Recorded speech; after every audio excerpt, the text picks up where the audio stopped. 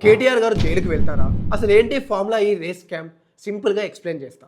ఒక క్రికెట్ మ్యాచ్‌ని ఉప్పల్ స్టేడియంలో ఆర్గనైజ్ చేసినట్టు కేటీఆర్ గారు ఇండియాలో మొదటిసారి మన హైదరాబాద్‌లో ఎలక్ట్రిక్ ఫార్ములా రేసింగ్‌ని నిర్వహించారు. ఈ కార్ రేసింగ్ కోసం 2022 అక్టోబర్‌లో 3 సంస్థల మధ్య ఒప్పందం జరిగింది. ఎఫ్‌ఈఓ ఫార్ములా ఈ ఆపరేషన్స్. ఈ సంస్థ ఫార్ములా కార్లకి, రేసర్లకి బాధ్యత వహిస్తది. రెండోది ఒక ప్రైవేట్ లిమిటెడ్ కంపెనీ అయిన ఏస్ నెక్స్ట్ జెన్. ఈ కంపెనీ 150 కోట్ల స్పాన్సర్‌షిప్ ఇచ్చి ఈ రేస్ యొక్క ప్రమోషన్ అండ్ మార్కెటింగ్‌ని తీసుకుంది. మూడోది మన తెలంగాణ మున్సిపల్ అడ్మినిస్ట్రేషన్. ఈ రేసింగ్ ఈవెంట్‌కి కావాల్సిన అన్ని వస్తువుల్ని సమకూర్చడానికి బాధ్యత తీసుకుంది.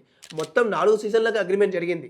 అంటే 2023 ఫిబ్రవరిలో జరిగిన మొదటి సీజన్‌ని సీజన్ 9గా, ఆ తర్వాత జరగాల్సిన సీజన్‌లని 10, 11, 12గా డిఫైన్ చేశారు. అలా రెండోసారి జరగాల్సిన సీజన్ 10 ఫిబ్రవరి 2024లో జరగాలి. సెప్టెంబర్ 2023 టైంలో సీజన్ 10కి అవసరమైన ఫండింగ్ ఇంకా రాలేదని ఎఫ్ఈఓ వాళ్ళు తెలంగాణ గవర్నమెంట్‌కి మెయిల్ చేశారు. విషయం ఏంటి అని తెలుసుకుంటే మేము ఇంకా స్పాన్సర్‌షిప్ ఇవ్వలేము అని ఏస్ నెక్స్ట్ జెన్ పక్కకు తప్పుకుంది.